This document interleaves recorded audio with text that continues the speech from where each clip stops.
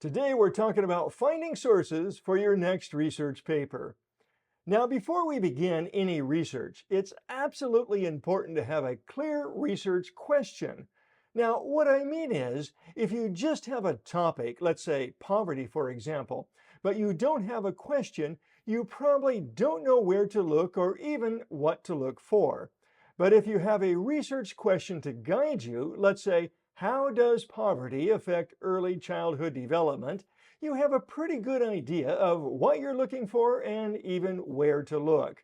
Okay, let's say you have a research question and you are ready to begin looking for information. Now, there are a number of things you need to consider as you go to the library or you go online looking for information. First, you need the right kind of evidence. Now, if you are writing professionally, you need to use evidence from primary sources as much as possible. But if you're a student working with time restraints, you'll probably have to use secondary sources if you can't find any primary sources. Primary being first-hand or original material, secondary being second-hand material. Now, the second thing you need to consider is be thorough in your research.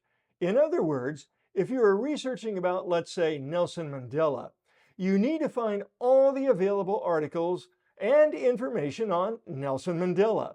Not just one or two, dig deep. Look for as many as you can find. Now, of course, once again, if you're a student, this depends on how much time you have.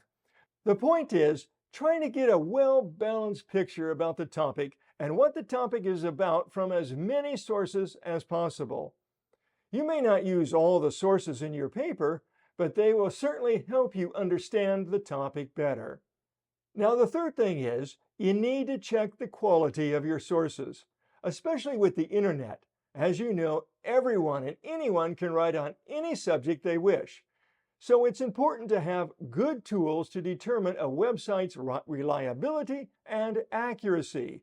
Let's go over 4 tools now that you can use in selecting reliable sources. Tool number 1, ask yourself the question, what is the purpose of the site?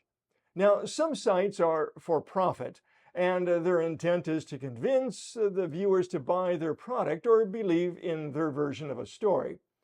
Other sites, well, they offer service, and their intent is to inform or to educate viewers to make better choices. If a site is trying to sell something or get you to believe in something, well, they probably have an agenda, maybe even a hidden agenda, and that's probably not the best site for you to use. But if the site is informing or educating, then that site is probably more reliable.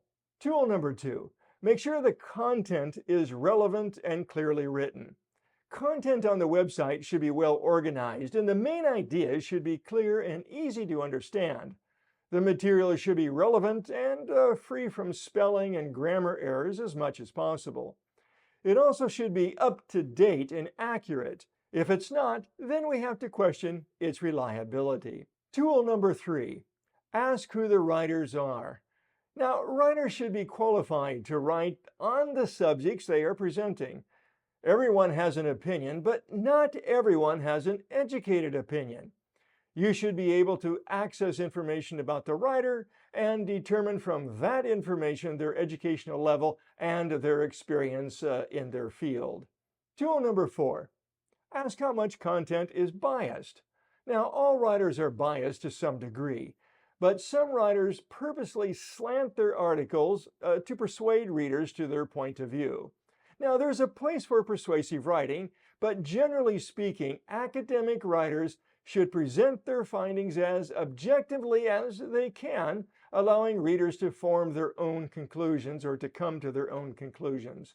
Now, I want to mention something about Wikipedia before we finish. Wikipedia is an open source for information on just about any subject, and it's easy to access, and many students use Wikipedia for their projects. However, there is a downside. The way the program is set up, anyone can edit and anyone can add to almost any page. Because of this, there is no way to check for accuracy or reliability of the information. If you choose to use Wikipedia's, make sure to check with your professor or your editor if you are writing professionally before you use this source. Now, we have covered a number of points today that I know that you're going to want to remember. First, you are going to look for primary sources and use secondary sources only if you need to. Second, you are going to be thorough in your search. And third, you will check and make sure online sources are reliable and accurate. Well, that brings us to the end of this video. But I wish you the best in your research for your next project, and I'll see you next time.